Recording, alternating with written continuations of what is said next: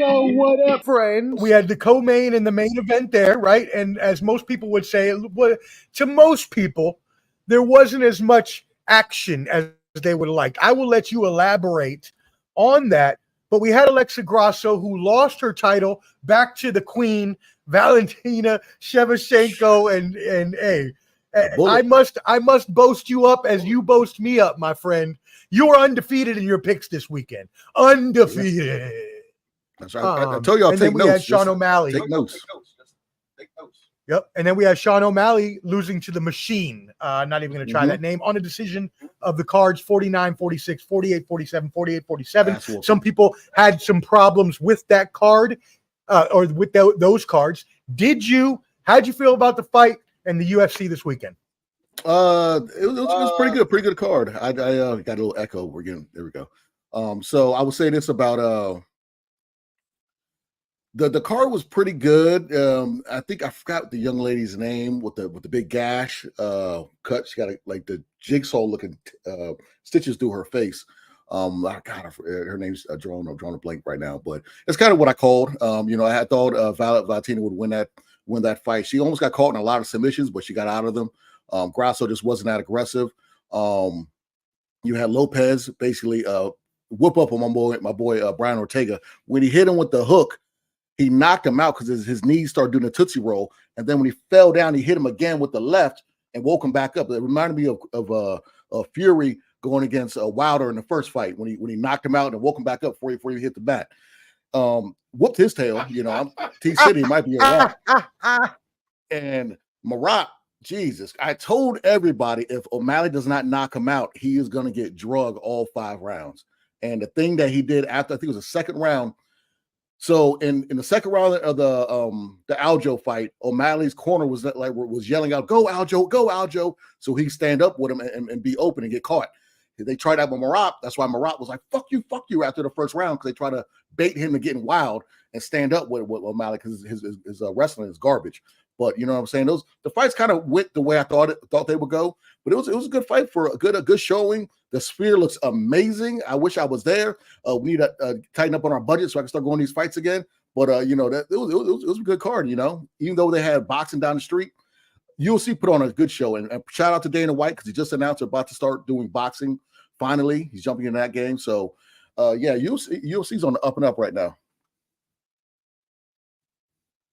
Yeah, I must say, I saw a little bit of the actual pay-per-view and the presentation in the Sphere in between rounds when they're playing that Mexican-themed Independence video, and just how amazing it was to look at. Like when they had the landscapes and stuff, it actually looked like you were out there and eagles are flying above you and shit. So the Sphere in general was just an amazing, just blow your mind kind of shit. And then the fights themselves obviously may not have lived up to everyone's hype, but they were still there. Mar, did you have any thoughts on that 306 Noche in the Sphere? I didn't catch a lot of the action, but the guy that and forgive me for not trying to pronounce his name, I don't want to butcher it up, that defeated Sugar. Dvalishvili. Yeah, Dvalishvili. He reminds me. Machine. Yeah, Machine. So he reminds me of a little bit of Khabib, just a little bit. And so when I kind of was looking at his highlight tape, I'm like, oh, I'm not surprised he won. He kind of reminds me of Khabib and some of them crazy Europeans that be out there in the middle of the woods fighting bears and shit. I'm like, I'm not surprised he won. So he just because he kind of gives me that Khabib kind of similarities, I could probably see this guy holding on to that belt for a minute until somebody can figure how to solve that jigsaw puzzle of his wrestling abilities. And it's going to be a minute before that, because we got to remember Khabib. I mean, if he didn't retire and walked away from the UFC, he probably could have hung on to that belt as long as he wanted, because his wrestling was that elite. It was that top tier. Like if you don't get that guy, knock him out, and you don't get your points in before the rounds in, man. It's a problem. But no, we'll see how long he's able to hold on to the belt. When you got elite wrestling abilities like that, man, it's kind of hard to defeat a guy so talented with his wrestling skills like that. You got to knock his ass out. If you don't catch him, good luck. So, but now UFC, I agree with you, Omar. The presentation in the spear was top notch.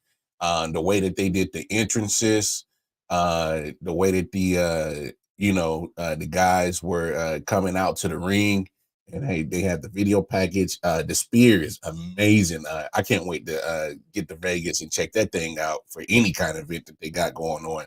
It doesn't even have to be UFC, just whatever event they got going on. That looks dope for real. So now UFC, hey, they played it smart because if I correct me if I'm wrong, Clubber D, they weren't even supposed to be in the spear. It was a pivot, and Dana White turned and made the best out of that situation. So take it. Well, it was a date thing because they knew Canelo was coming to Vegas, but that was the only date they can actually get the sphere for. And Turkey Al-Sheikh, who was there in attendance along with Bud Crawford and Teofimo Lopez, a lot of other guys Crawford there. Or is that Kendrick Lamar? You sure? Oh, so I'm sorry. So my bad. Kendrick was there. You know what I'm saying? He was next to Schoolboy Q and all them. You know what I'm saying? Because they all look alike to me. You know, they all look alike. You know, but he was there next to Turkey Al-Sheikh. So this was part of Riyadh season. So he basically is boxing Canelo out. Whenever Canelo has a card, he's gonna put the money up to say, no, we got this. We won't take money from you because you're ducking Terrence Crawford. So he's gonna keep doing stuff like this the next time Canelo fights somebody that's not named Terrence Crawford or David Benavidez. So that was mad petty, but I love it because your four fighters to fight who they need to fight. They said they lost 20 million, but at the gate, I think they made like 22 million at the gate. So they got their money back. They're Turkey Al-Sheikh got that's exactly what money.